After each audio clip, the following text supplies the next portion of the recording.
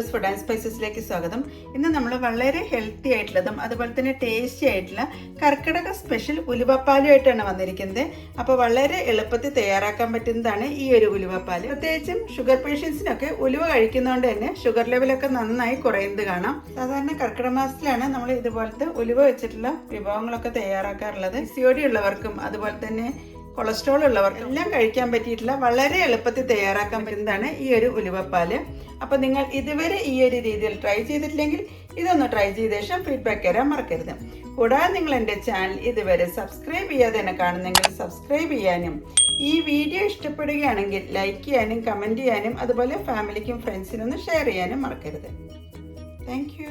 അപ്പോൾ കർക്കിടക സ്പെഷ്യലായിട്ടുള്ള ഉലുവപ്പാൽ തയ്യാറാക്കാൻ വേണ്ടിയിട്ട് ഞാനിവിടെ 3 ടേബിൾ സ്പൂൺ ഉലുവയാണ് സോക്ക് ചെയ്യാൻ വേണ്ടി വയ്ക്കുന്നത്. 2 ടേബിൾ സ്പൂൺ, 3 ടേബിൾ സ്പൂൺ.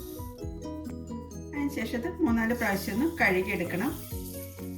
നന്നായി കൈ വെച്ച് തിരുമ്മി തന്നെ കഴുകിയെടുക്കേണ്ടത്. കല്ലുണ്ടെങ്കിൽ ഒന്ന് അരിച്ച ശേഷം വേണം പിന്നെ നമുക്കിത് സോക്ക് ചെയ്യാൻ വേണ്ടി വെക്കേണ്ടത്. ഉലുവക്കഞ്ഞിയും ഉലുവലേഹിയൊക്കെ തയ്യാറാക്കുന്നതിൻ്റെ അത്രയും ടൈം ആവശ്യമില്ല നമ്മുടെ ഈ ഒരു ഉലുവപ്പാൽ തയ്യാറാക്കാൻ വേണ്ടിയിട്ട്. വളരെ എളുപ്പത്തിൽ തയ്യാറാക്കാൻ പറ്റുന്നതാണ് ഈ ഒരു ഡ്രിങ്ക്. ധാരാളം ഗുണങ്ങൾ അടങ്ങിയിട്ടുള്ളതാണ് ഉലുവ. പ്രത്യേകിച്ച് ഷുഗറുകാർക്കും അതുപോലെ തന്നെ PCOD ഉള്ളവർക്കും തൈറോയിഡ് ഉള്ളവർക്കൊക്കെ ഉലുവ കഴിക്കുന്നത് വളരെ നല്ലതാണ്. ഇനി നമുക്കിതൊന്ന് സോക്ക് ചെയ്യാൻ വേണ്ടി വയ്ക്കാം. ഒരു 8 തൊട്ട് 10 മണിക്കൂർ വരെയാണ് സോക്ക് ചെയ്ത് വെക്കേണ്ടത്. അതല്ലെങ്കിൽ ഓവർനൈറ്റ് സോക്ക് ചെയ്ത് വെക്കാം. ഉലുവയുടെ മുകളിൽ വെള്ളം നിൽക്കുന്ന രീതിയിലേക്ക് വേണം വെള്ളം ഒഴിച്ചു കൊടുക്കാൻ. കാരണം സോക്ക് ചെയ്ത് കഴിയുമ്പോഴേക്കും ഉലുവ ഒന്നും കൂടി ഒന്ന് വീർത്ത് വരുന്നതാണ്. ഇനി ഇത് സോക്ക് ചെയ്യുന്നവരെ നമുക്കൊന്ന് അടച്ചു വയ്ക്കാം. അങ്ങനെ നമ്മൾ ഉലുവയൊക്കെ വെള്ളത്തിലിട്ട ശേഷം ഒരു 8 മണിക്കൂർ കഴിഞ്ഞിട്ടുണ്ട്. ഇതുണ്ടോ, ഉലുവയൊക്കെ നന്നായി കുതിർന്ന് തന്നെ വന്നിട്ടുണ്ട്. ഇനി നമുക്ക് കുക്കറിലേക്ക് മാറ്റാം. ഞാനിത് ഉലുവ വേവിക്കുന്നതിന് വേണ്ടി ഞാൻ കുക്കർ സ്റ്റൗവിൽ വെച്ചിട്ടുണ്ട്. ഇതിലേക്ക് നമുക്ക് കുതിർത്ത് വെച്ചിട്ടുള്ള ഉലുവയും അതിൻ്റെ കൂടെയുള്ള വെള്ളവും കൂടിയാണ് ചേർക്കുന്നത്. ഇതിലേക്ക് ഞാനൊരു 1/4 കപ്പ് വെള്ളം കൂടി ചേർക്കുന്നുണ്ട്. അതിനുശേഷം നമുക്ക് അടച്ചു വെച്ച് വേവിക്കാം. ഒരു 4 വിസിൽ വരുന്നവരെ നമുക്ക് വേവിച്ചെടുക്കാം. മീഡിയം ഫ്ലെയിമിൽ 2 വിസിലും ലോ ഫ്ലെയിമിൽ 2 വിസിലും, അങ്ങനെ മൊത്തം 4 വിസിലാണ് നമ്മൾ ഈ ഉലുവ വേവിച്ചെടുക്കുന്നത്. ഉലുവ വെന്ത് വരുമ്പോഴേക്കും നമുക്ക് ഇതിലേക്ക് വേണ്ടിയിട്ട് മധുരത്തിന് വേണ്ടി ചേർക്കുന്നത് കരിപ്പെട്ടിയാണ്, അതായത് പാം ജാഗറി. ഉലുവപ്പാൽ തയ്യാറാക്കുന്നതിന് വേണ്ടിയിട്ട് ഞാൻ ഈ ഒരു വലുപ്പത്തിലുള്ള പാം ജാഗറിയാണ് എടുത്തിരിക്കുന്നത്. ഞാനിതൊന്ന് പൊടിച്ച ശേഷമാണ് മെൽറ്റ് ചെയ്തെടുക്കുന്നത്. ഇപ്പം നിങ്ങൾ ഷുഗർ പേഷ്യൻസ് ആണെങ്കിൽ ഈ ഒരു മധുരം ചേർക്കുന്നത് ഒഴിവാക്കാവുന്നതാണ്. പാം ജാഗറിയിൽ ധാരാളമായിട്ട് അയൺ കണ്ടന്റ് അടങ്ങിയിട്ടുണ്ട്. അതുകൊണ്ട് തന്നെ എനിക്കായവർക്കും വിളർച്ചയുള്ളവർക്കും അതുപോലെ രക്തക്കുറവൊക്കെ ഉള്ളവർക്കൊക്കെ കഴിക്കാൻ പറ്റുന്നതാണ് ഈ പാം ജാഗറി. പൊടിച്ചു വെച്ചിട്ടുള്ള പാം ജാഗറി നമുക്കൊരു സോസ് പാനിലേക്ക് ചേർക്കാം. ഇനി നമുക്കിതിലേക്ക് ഒരു 1/4 കപ്പ് വെള്ളമാണ് ചേർക്കുന്നത്. അതിനുശേഷം ഈ പാം ജാഗറി ഒന്ന് ഉരുക്കിയെടുക്കാം. പൊടിച്ച് ചേർക്കുന്നതുകൊണ്ട് തന്നെ പെട്ടെന്ന് തന്നെ ഉരുക്കി കിട്ടുന്നതാണ്. ഞാനത് പാം ജാഗറി ഉരുക്കാനായിട്ട് വെച്ചിട്ടുണ്ട്. ഒരു നൂൽപ്പരിവ് ആവേണ്ട ആവശ്യമൊന്നുമില്ല, മെൽറ്റ് ആവുന്നവരെ ഉരുക്കിയെടുത്താൽ മതി.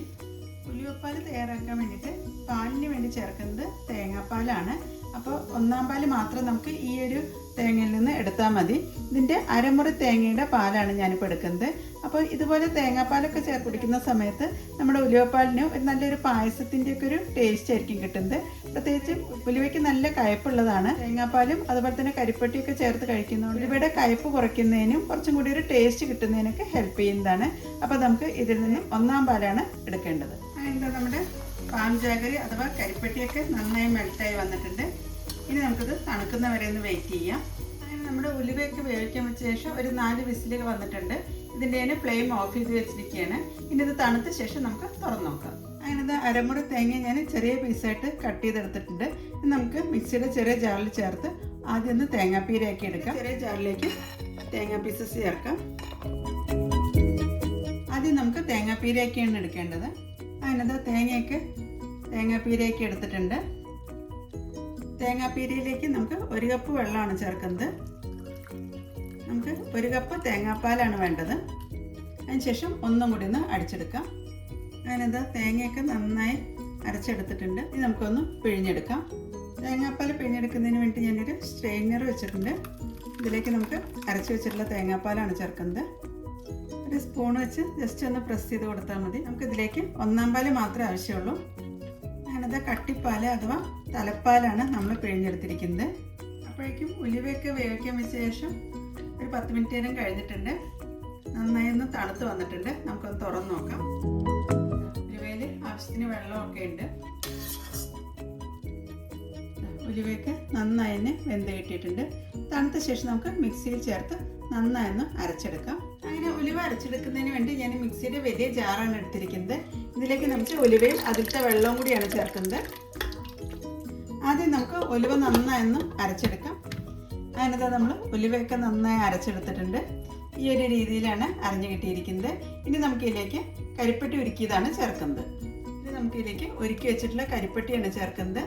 അരിച്ച് ചേർക്കണം, കാരണം ചിലപ്പോൾ ഇതിനകത്ത് കല്ലിൻ്റെയൊക്കെ അംശം ഉണ്ടാവാറുണ്ട്. നമ്മളിതിലേക്ക് 1 കപ്പ് കരിപ്പെട്ടി ഉരുക്കിയതാണ് ചേർക്കുന്നത്. ഇപ്പോൾ ഷുഗർ പേഷ്യൻസ് ആണെങ്കിൽ കരിപ്പെട്ടി ചേർക്കുന്ന ഭാഗം ഒന്ന് ഒഴിവാക്കിയാൽ മതി. ഇനി നമുക്ക് ഒന്നും കൂടി ഒന്ന് അടിച്ചെടുക്കാം. അപ്പോഴേക്കും കരിപ്പെട്ടി ഉരുക്കിയതും അതുപോലെ തന്നെ ഉലുവയായിട്ട് നന്നായി മിക്സായി വരുന്നത് കാണാം. ഒന്നും കൂടി ഒന്ന് അടിച്ചെടുക്കാം. അതിനെന്താ കരിപ്പെട്ടിയും കൂടി ചേർത്ത് അരച്ചെടുത്തിട്ടുണ്ട്. ഇനി നമ്മളിതിലേക്ക് ചേർക്കുന്നത് 1 കപ്പ് 1/4 പാലാണ്. അതും ചേർത്ത് ഒന്നും കൂടി ഒന്ന് ബ്ലെൻഡ് ചെയ്തെടുക്കാം. ഇങ്ങനെ മിക്സിയിൽ ചേർത്ത് അടിച്ചെടുക്കുമ്പോൾ എല്ലാ ഭാഗത്തും നല്ല രീതിയിൽ തന്നെ യോജിച്ച് കിട്ടുന്നതാണ്. അതിനകത്ത് നമ്മൾ തേങ്ങാപ്പാലും ചേർത്ത ശേഷം നന്നായി അടിച്ചെടുത്തിട്ടുണ്ട്. അപ്പോൾ നമ്മുടെ ഉലുവപ്പാലിൻ്റെ തിക്നെസ് എന്ന് പറയുന്നത് ഈ ഒരു രീതിയിലാണ് വന്നിരിക്കുന്നത്. ഇനി നമുക്കിത് ജസ്റ്റ് ഒന്ന് ചൂടാക്കി എടുക്കാം. ഇപ്പോൾ കർക്കിടക മാസമാണല്ലോ, അപ്പോൾ ഈ സമയത്ത് മഴയൊക്കെ ഉള്ളതുകൊണ്ട് തന്നെ ഇതുപോലെ വേണമെങ്കിൽ നമുക്ക് കുടിക്കാവുന്നതാണ്. പക്ഷെ ഒന്ന് ചൂടാക്കി ഒരു ഇളം ചൂടോടുകൂടി കുടിക്കുന്നതാണ് കുറച്ചും കൂടി ഒരു ടേസ്റ്റ് കിട്ടുന്നത്. ഞാനിപ്പോൾ ഈ ഉലുവപ്പാൽ ജസ്റ്റ് ഒന്ന് ചൂടാക്കി എടുക്കുന്നുണ്ട്. അപ്പോൾ അതിനുവേണ്ടി ഞാൻ സോസ് പാനിലേക്കാണ് ചേർക്കുന്നത്. 1/4 പാൽ ചേർത്തുകൊണ്ട് തന്നെ തിളയ്ക്കാൻ പാടില്ല, ജസ്റ്റ് ഒന്ന് ചൂടാക്കി കിട്ടിയാൽ മതി. അങ്ങനെ ഉലുവപ്പാലൊക്കെ ചൂടാവാൻ വേണ്ടി വെച്ചിട്ടുണ്ട്. ഇതിലേക്ക് നമ്മൾ ചേർക്കുന്നത് 1 നുള്ളു ഉപ്പാണ്. ഏത് സ്വീറ്റ് ഉണ്ടാക്കുമ്പോഴും അതിൻ്റെ മധുരമൊക്കെ ഒന്ന് ബാലൻസ് ചെയ്യാൻ വേണ്ടിയിട്ട് അല്പം ഉപ്പ് ചേർത്ത് കഴിഞ്ഞിട്ടുണ്ടെങ്കിൽ കറക്റ്റായി കിട്ടുന്നതാണ്. പിന്നെ നമ്മൾ ഇതിലേക്ക് ചേർക്കുന്നത് 1 ടീസ്പൂൺ ചുക്കുപൊടിയാണ്. അതിൻ്റെ കൂടെ തന്നെ 1/2 ടീസ്പൂൺ ഏലക്കാപ്പൊടിയും കൂടി ചേർക്കുന്നുണ്ട്. പിന്നെ ചേർക്കുന്നത് 1/2 ടീസ്പൂൺ ജീരകപ്പൊടി, അതായത് ക്യുമിൻ പൗഡർ. അങ്ങനെ ഫ്ലേവറിനുള്ള പൊടികളിലെല്ലാം ചേർത്ത ശേഷം നന്നായി മിക്സ് ചെയ്തെടുക്കാം. അങ്ങനെ നമ്മൾ ചേർത്തിട്ടുള്ള പൊടികളെല്ലാം നന്നായി മിക്സായി വന്നിട്ടുണ്ട്. നമ്മൾ ഉണ്ടാക്കിയ ഈ ഒരു അളവ് പ്രകാരം നമുക്ക് 5 പേർക്ക് കുടിക്കാനുള്ള ഒരളവാണ് നമ്മൾ തയ്യാറാക്കി എടുത്തിരിക്കുന്നത്. അതിനകത്ത് ആ പാലൊക്കെ ഒന്ന് ചൂടായി വരാൻ തുടങ്ങിയിട്ടുണ്ട്. ഈ സമയം വരെ നമുക്ക് ഇളക്കി യോജിപ്പിച്ചാൽ മതി. ഇനി നമുക്ക് ഇതിൻ്റെ ഫ്ലെയിം ഓഫ് ചെയ്യാം. അതിനുശേഷം ഗ്ലാസ്സിലേക്ക് സെർവ് ചെയ്യാം. അതിനകത്ത് ഞാനൊരു സെർവിങ് ഗ്ലാസ് ഒക്കെ വെച്ചിട്ടുണ്ട്. ഇതിലേക്ക് നമുക്ക് ഉലുവപ്പാൽ ചേർക്കാം. അപ്പോൾ ഈ ഒരു ഉലുവപ്പാൽ നമുക്ക് വീട്ടിലുള്ള എല്ലാവർക്കും കഴിക്കാവുന്നതാണ്. പ്രത്യേകിച്ചും മഴക്കാലത്ത് പ്രതിരോധശേഷിയൊക്കെ കുറവായിരിക്കും. അതുപോലെ തന്നെ പനിയുടെ സീസണൊക്കെ ആയിരിക്കും വരുന്നത്. കാലുവേദന, പുറം വേദന, നടുവേദന എല്ലാം വരുന്നൊരു സമയമാണ് കർക്കിടക മാസം എന്ന് പറയുന്നത്. അപ്പോൾ ആ ഒരു സമയത്ത് ഇതുപോലെ ഉലുവപ്പാൽ തയ്യാറാക്കി കുടിക്കുന്നത് വളരെ നല്ലതാണ്. അതുപോലെ തന്നെ എളുപ്പമാണ് ഈ ഒരു ഉലുവപ്പാൽ തയ്യാറാക്കാൻ. അപ്പോൾ നമ്മുടെ ചാനലിൽ തന്നെ ഉലുവ കൊണ്ടുള്ള ഒരു ലേഹ്യം കൂടി തയ്യാറാക്കിയ വീഡിയോ ഇട്ടിട്ടുണ്ട്. ലേഹ്യം തയ്യാറാക്കാൻ കുറച്ച് സമയമൊക്കെ ആവശ്യമുള്ളതാണ്. ഈ ഉലുവപ്പാലാണെങ്കിൽ പെട്ടെന്ന് തന്നെ തയ്യാറാക്കാൻ പറ്റുന്നതാണ്. അങ്ങനെ നമ്മൾ ഉലുവപ്പാലൊക്കെ സെർവിങ് ഗ്ലാസ്സിലേക്ക് മാറ്റിയിട്ടുണ്ട്. അപ്പോൾ വളരെ ഹെൽത്തി ആയിട്ടും അതുപോലെ തന്നെ ടേസ്റ്റി ആയിട്ട് കഴിക്കാൻ പറ്റിയിട്ടുള്ളതാണ് ഈ ഒരു ഉലുവപ്പാൽ. അപ്പോൾ നമ്മുടെ ഈ ഉലുവപ്പാൽ വീട്ടിലുള്ള ചേരുവകൾ വെച്ച് തന്നെയാണ് തയ്യാറാക്കിയിരിക്കുന്നത്. അപ്പോൾ കർക്കിടക മാസത്തിലാണ് നമ്മൾ സാധാരണ ഉലുവപ്പാലൊക്കെ കഴിക്കാറുള്ളത്. അപ്പോൾ കർക്കിടക മാസത്തിന് വേണമെന്നില്ല, ഏത് സമയത്തും നമുക്കത് കഴിക്കാവുന്നതാണ്.